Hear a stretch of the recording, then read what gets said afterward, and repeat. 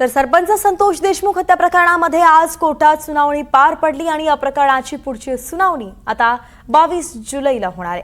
आजच्या सुनावणीमध्ये आरोपीच्या वकिलांनी आणि रिलेटेड डॉक्युमेंटची यादी मागितली होती, मात्र कोर्टाने तो अर्ज फेटाळून लावलेला आहे। याशिवाय इतर 2 अर्जांवरती न्यायालयाने सरकारी पक्षाला काही सूचना दिल्या आहेत, त्यावरती 22 जुलैला लेखी उत्तर देण्यात येणार आहे। ही माहिती सहाय्यक सरकारी वकील बाळासाहेब कोल्हे यांनी दिली आहे।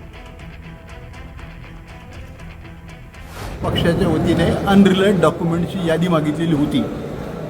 तशी अशी कुठली यादी देता येत नाही असं आमचं म्हणणं होतं। ज्या कागदावर आम्ही विश्वास ठेवतो त्याच कागदाच्या अनुषंगाने आम्ही पुरावा दिला जातो।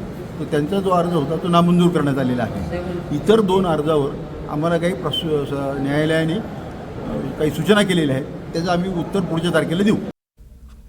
इकडे सोलापुरात आंतरराष्ट्रीय संघटना आणि पाकिस्तानातील नागरिकांशी संबंध असल्याच्या कारणावरून एटीएसने 3 जणांवरती मोठी कारवाई केली आहे। तपासामध्ये 126 कोटींचे संशयास्पद व्यवहार समोर आले, त्यामुळे आंतरराष्ट्रीय संघटनेशी आरोपींचे आर्थिक संबंध असल्याचंही उघड झालंय।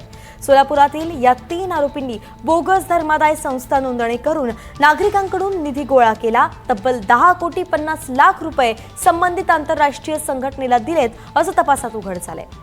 या प्रकरणी अटकेतील एका आरोपीचा जामीन अर्ज आणि इतर 2 जणांचा अटकपूर्व जामीन अर्ज कोर्टाने फेटाळलाय। दरम्यान आरोपींच्या मोबाईलमध्ये पाकिस्तानातील 70 पेक्षा अधिक लोकांचे नंबर आणि 4 व्हॉट्सअप ग्रुपमध्ये सहभाग असल्याचं उघड झालंय।